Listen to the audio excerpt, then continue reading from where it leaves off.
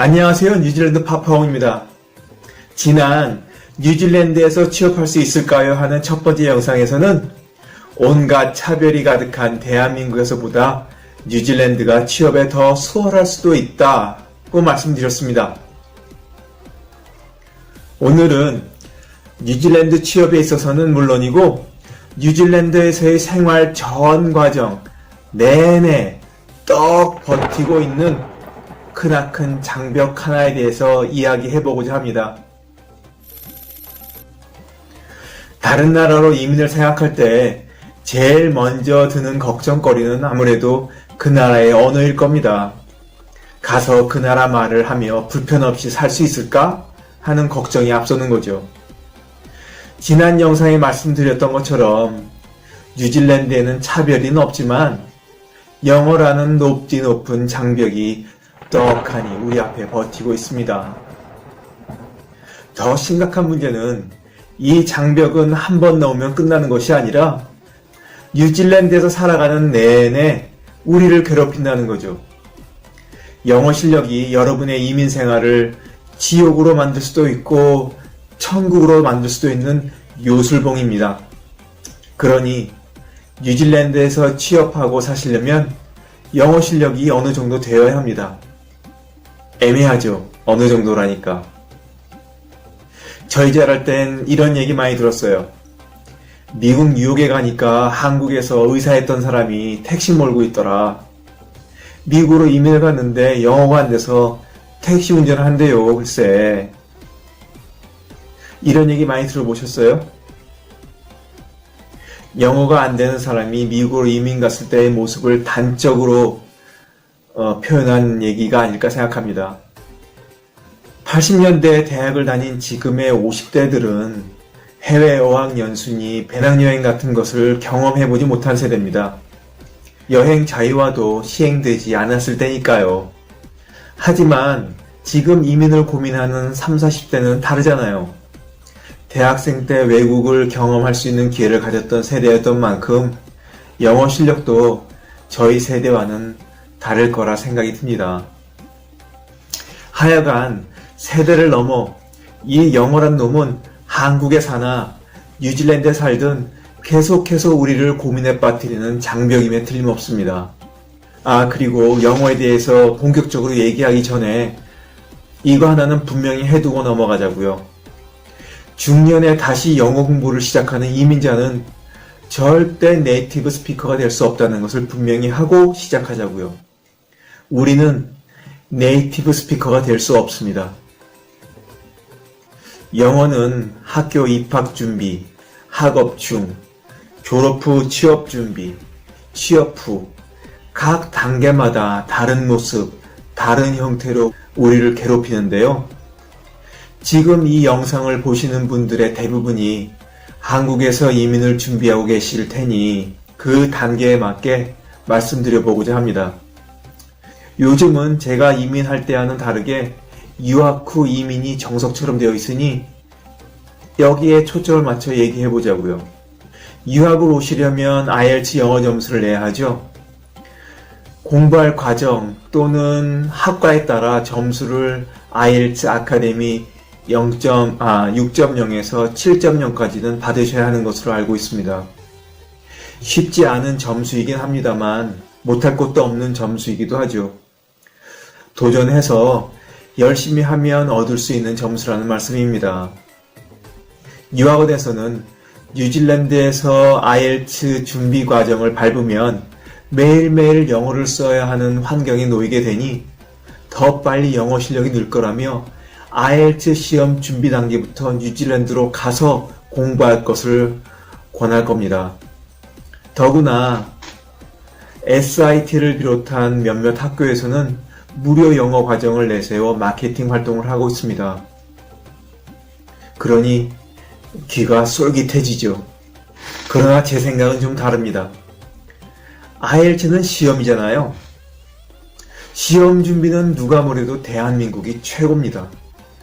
IELTS 전문 어학원에 가면 필수 단어, 수거, 표현들을 정리한 자료를 주는 것은 기본이고 기출문제에 예상 답변을 달아 소위 족보를 달달 외우는 식의 문제풀이와 패턴 중심의 쪽집게식 강의를 해줍니다. 시험 준비하는 데는 한국만큼 효율적인 나라는 없습니다. 뉴질랜드에서의 어학과정엔 이런 한국식 강의는 없습니다. 한국 사람이 운영하는 어학원은 그렇게 할 수도 있겠죠. 초등학교 때부터 정답 고르기에 초점이 맞춰진 교육에 익숙한 우리 한국인에게 뉴질랜드의 강의는 싱겁고 떠먹여주질 않으니 답답하기 그지없습니다. 강의실에 앉아있다 보면 이럴 바엔 이 시간에 혼자 공부하는 게 나을 수도 있겠다라는 생각이 들 정도로 헐렁합니다. 이곳의 강사들은 한국과 같은 치열한 경쟁 환경 속에서 살아보질 않았고 또 경쟁을 부추기는 교육 환경 속에서 자라보지도 않았기 때문에 한국식 시험 준비는 상상도 못합니다. 가르치겠다는 열의가 없어서가 아니라 한국식 시험 준비가 있는 줄 상상도 못하니 학생들을 떠먹여주질 못하는 거죠. 그래서 단기간에 IELTS 시험 점수를 받아야 하는 유학생 입장에서는 뉴질랜드는 좋은 환경이 못 됩니다. IELTS 시험 준비는 반드시 가능하면 한국에서 하고 점수표 받아 뉴질랜드로 오시는 것이 시간, 돈, 노력 등 모든 것을 아끼는 가장 효율적인 방법입니다. 제가 이렇게 말씀드리는 이유는 IELTS가 다른 것이 아니고 시험이기 때문입니다. 이렇게 말씀드려도 다들 뉴질랜드에 와서 시험 준비를 하시더라고요. 이미 유학원 찾아가 상담까지 할 정도면 마음은 이미 뉴질랜드로 가 있는 터라 하루라도 한국을 빨리 떠나고 싶어 엉덩이가 들썩들썩 할 때거든요. 이런 상황에 유학원이 뉴질랜드 가서 시험 준비하면 영어가 더 빨리 늘고 잘 된다고 하니 자신의 마음에 맞는 명분도 생겼겠다. 일단 비행기 타고 보는 거죠. 쓴소리는 잘 안 들리고 자기 듣고 싶은 소리만 듣는 게 인지상정이거든요. 저는 IELTS 어떻게 준비했냐고요? 저는 직장 다니면서 일요일 오전 4시간 정도 강의를 8주 들었습니다. 그러니까 8번 강의를 들었네요. 그땐 지금처럼 전문 학원이 없었고 조그만 오피스텔에 자칭 영국에서 유학한 경험이 있다는 강사가 각 부문별 교재 한 권씩 같이 함께 훑어보는 게 전부였습니다. 이러고도 이민 와서 취업하고 살고 있으니 여러분 모두는 다 잘 될 겁니다.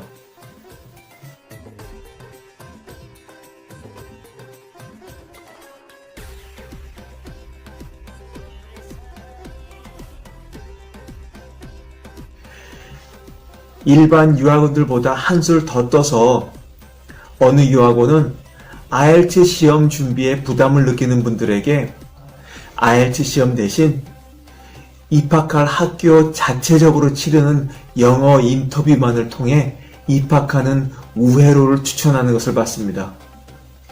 간단한 전화 인터뷰를 통해 입학 여부를 결정해 준다고 합니다. 귀가 번쩍 뜨이죠?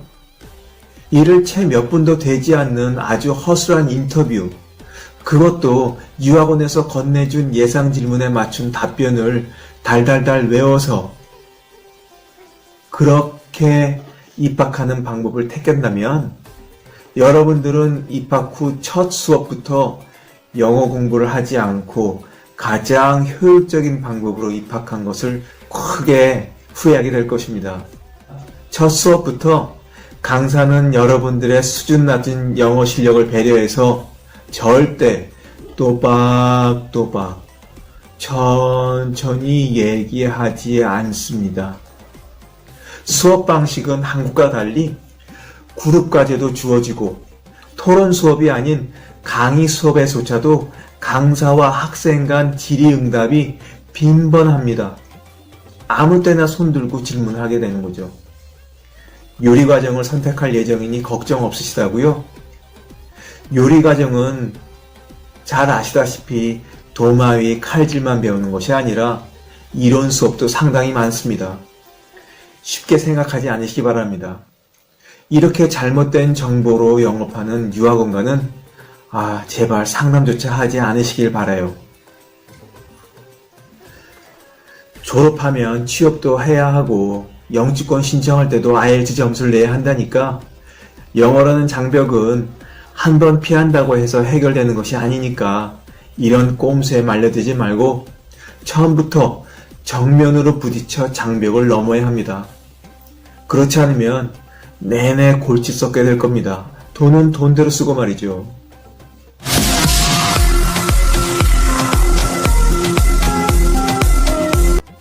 IELTS 점수가 높은 사람이 상대적으로 점수가 낮은 사람보다 영어를 잘할 가능성이 높긴 하지만 속성으로 익힌 스킬로 얻은 영어 점수가 실제 학업, 취업, 직장 생활 속에서 100% 역할을 할지는 별개의 문제라는 것 잊지 마시기 바랍니다. 쉽게 번 돈 쉽게 쓰듯이 급히 외운 것은 빨리 잊혀지기 마련 아닙니까? 모두 경험해 보셨죠? 뉴질랜드에서 16년 살았다고 하면 영어를 네이티브처럼 하겠다 생각하시겠지만 앞에서 말씀드렸다시피 우리는 네이티브 스피커가 될 수 없습니다. 뒤돌아보면 아이러니컬하게도 이민 와서 첫 해가 영어 실력이 제일 좋았지 않았나 하는 생각이 드네요. 영어 시험 얼마 전에 봐서 외운 것들 아직 머릿속에 남아있겠다. 자신감은 하늘을 찌르고 실수에 대한 부담도 적어서 그런지 영어가 잘 되었던 것 같습니다. 지금은 영어를 잘한다 못한다의 개념이기보다는 익숙해졌다는 게 맞는 표현일 듯 싶습니다. 우리가 우리말 잘한다 못한다 친구끼리 그런 얘기 하지 않잖아요. 그런 거와 같은 이치죠 뭐. 취업해서 본격적으로 직장 생활이 시작되면 키위들의 빠른 영어와 생전 듣도 보도 못한 스포큰 잉글리시가 여러분을 기다리고 있으니 기대 많이 하시고요. IELTS 준비는 가능한 한 한국에서 하고 오시라는 말씀을 강조하면서 오늘 영상을 마치겠습니다.